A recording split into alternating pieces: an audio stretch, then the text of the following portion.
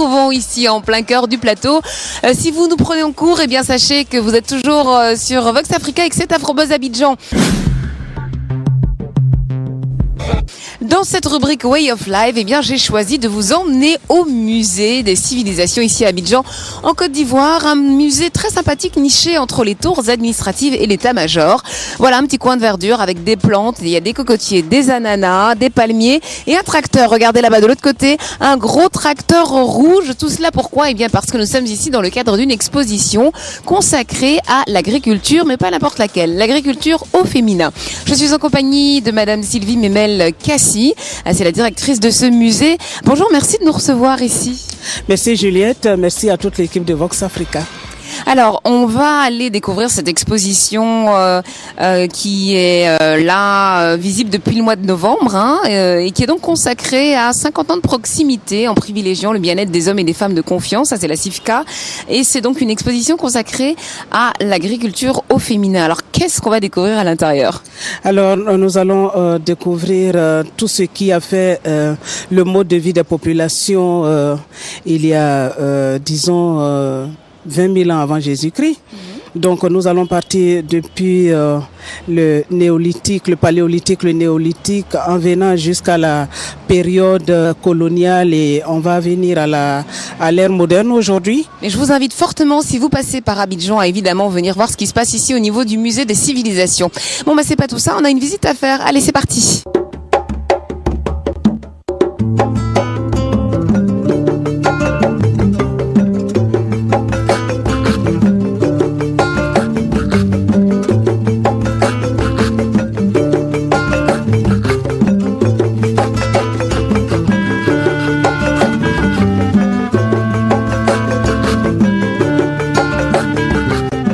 Visiteur qui arrive, il va découvrir dans cet espace, dans les différentes compartimentations, les thèmes qui parlent justement de l'agriculture.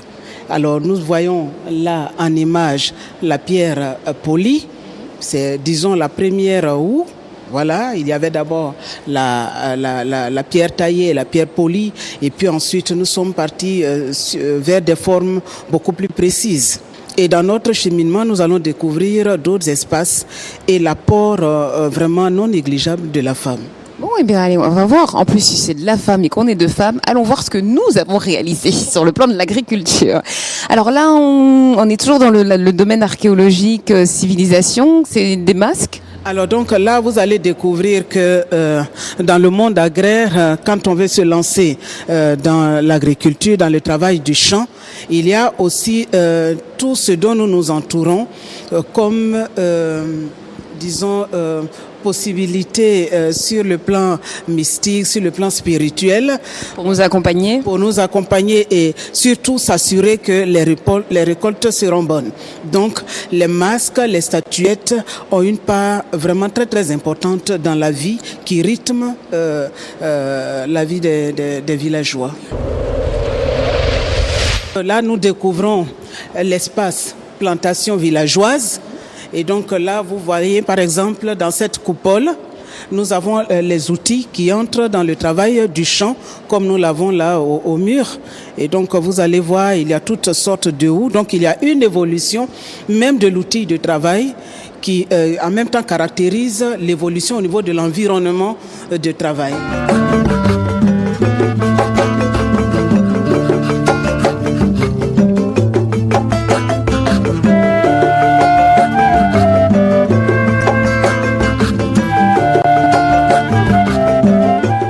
Là, c'est l'agriculture au féminin. Donc là commencent les choses sérieuses. Donc c'est cet espace agriculture au féminin, effectivement, qui est consacré à l'agriculture version féminine. Qu'est-ce qu'on doit se dire avant de rentrer dans cette expo? À quoi est-ce qu'on doit penser? Là, c'est un hommage qui est fait aux femmes d'une manière particulière, parce que quand on parle de l'agriculture, quand on parle de la CIFCA, on parle aussi des plantations industrielles. Et dans les plantations industrielles, la plupart des populations qu'on trouve, ce sont les femmes.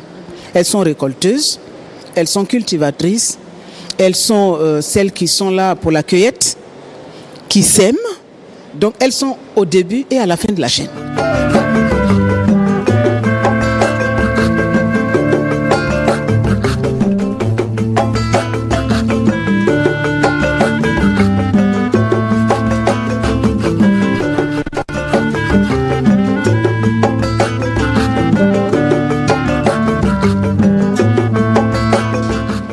je me trouve devant le portrait de Diane San Akwa-Groui. Elle a donc 30 ans, elle est titulaire d'un BTS en agronomie et pour l'instant elle travaille dans les plantations et son ambition est d'avoir sa propre plantation d'ici 5 ans. Elle voudrait s'investir dans la cacao culture. C'est une note positive pour terminer cette rubrique Way of Life. Voilà, après ce moment historiquement importantissime au Musée des Civilisations, je vous propose de me suivre. Nous allons à la rencontre d'une jeune réalisatrice qui monte. Siam Marley va nous présenter son court-métrage 5 boîtes de lait. Court-métrage qui sera présenté dès le mois prochain au FESPACO. En voiture, c'est parti.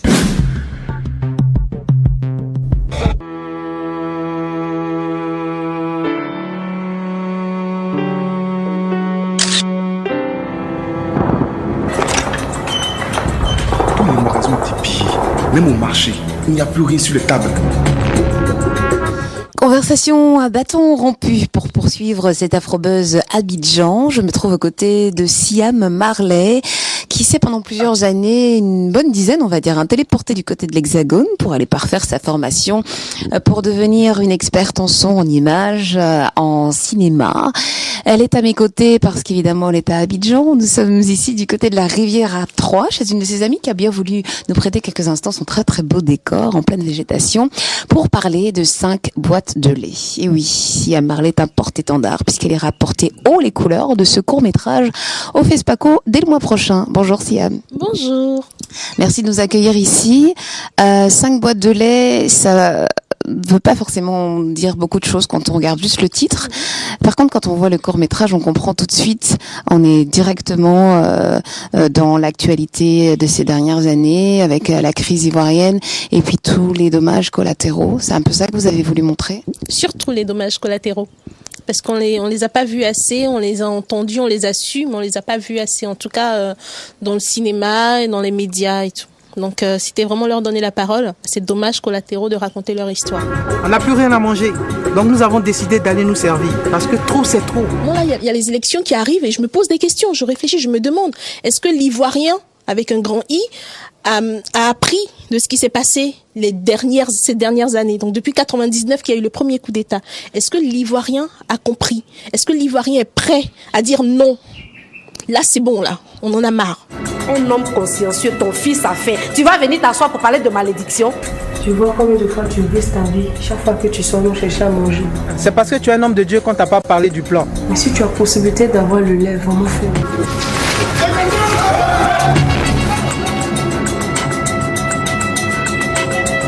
Vous allez présenter 5 boîtes de lait au FESPACO.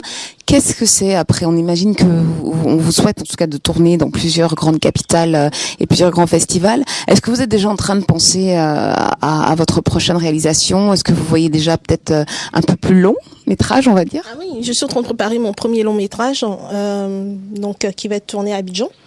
C'est l'adaptation d'un livre, donc d'un auteur sénégalais. Moi, je suis Siam Marley. Bon, allez, on va la laisser retourner à son écriture après ce break très agréable. Merci de nous avoir reçus. À très bientôt et bonne chance pour le FESPACO. Merci.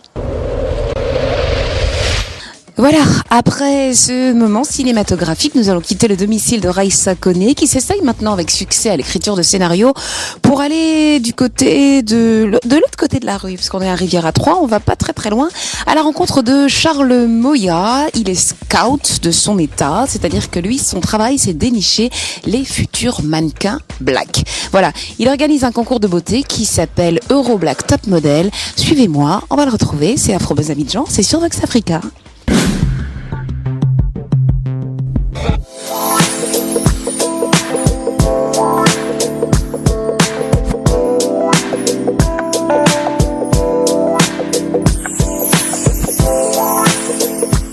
Hi guys, you still watching Afrobuzz Abidjan et je suis en compagnie de Mr. Charles Moya. Alors lui, c'est pas compliqué, il est chargé de dénicher les plus beaux talents en termes d'esthétique black de la planète. Alors on est avec vous aujourd'hui pour parler de ce concours que vous initiez qui s'appelle Euro Black Top Model.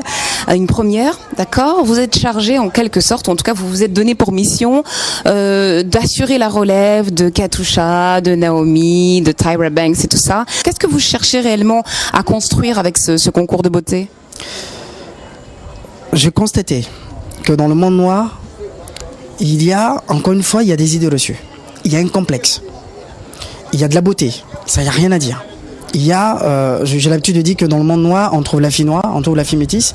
Aujourd'hui, chaque année, il y a des grandes agences de mannequins qui lancent des castings.